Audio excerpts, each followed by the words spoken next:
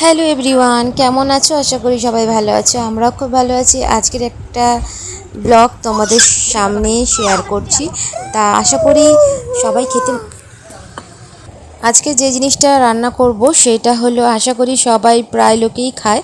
তা দেখো, এখানে দেখো মাটনের কতগুলো চর্বি আনা হয়েছে, চর্বি বড়া করব। আর মাটন আনা হয়েছিল প্রায় 500-র মতো। আর এদিকে আছে মাটনের ছাট চর্বি।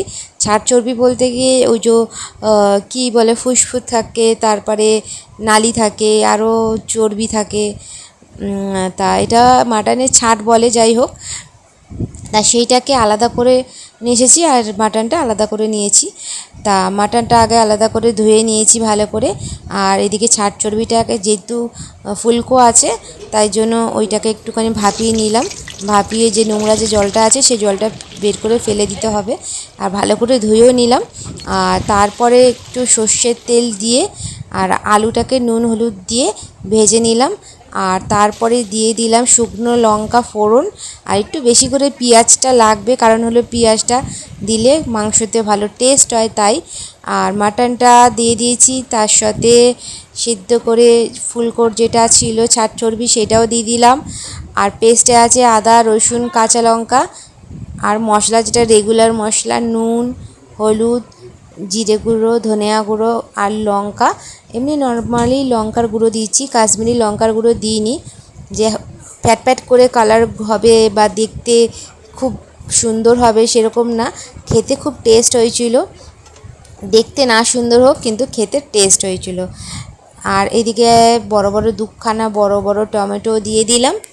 যেহেতু কালার আমরা দিইনি, কাঁচা লঙ্কা অনেকগুলো পেস্ট করে দিয়েছি, শুকনো লঙ্কা ফোড়ন দিয়েছি, প্লাস গুঁড়ো লঙ্কা দিয়েছি। বিশাল ঝাল হয়ে গেছিলো। ঝাল হয়ে গেছিলো বলতে ঝালই আমি করেছি, কারণ হলো ঝালটা খেতে ভালো লাগে, যেহেতু মাটনটা চর্বিটা আছে। তা চর্বিটা খাওয়ার পরে দেবে একটু গাটা কেমন গোলায়। আর সেটা একটু ঝাল ঝাল করে রান্না করলে সে গা গোলানিটা থাকে না। তা আলুটা দেখো ভেজে রেখেছিলাম। আর মাটনটা মোটামুটি কষা হয়ে গেছে, তেল ছেড়ে দিয়েছে। আলুটা দিয়ে এবারে কষিয়ে নিলাম। নিয়ে আর বেশিক্ষণ কষাবো না, যেহেতু তেল ছেড়ে দিয়েছে মাংসর গা থেকে। এবারে প্রেশার কুকারে দিয়ে দেবো। তা প্রেশার কুকারে দিয়ে বেশি জল দিলাম না, কারণ হলো একটু এটা মাখা মাখা করলে খেতে ভালো লাগে, যেহেতু মাটনের ছাট চর্বি ওর মধ্যে রয়েছে।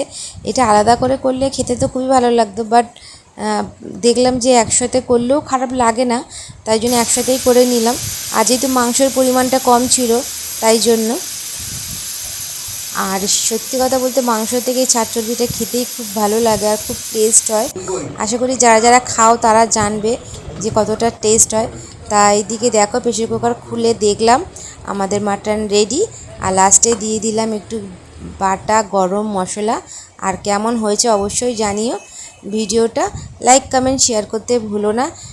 আর তোমরা কারা কারা খেতে ভালোবাসো কমেন্ট করে অবশ্যই জানিও। সবাইকে টাটা।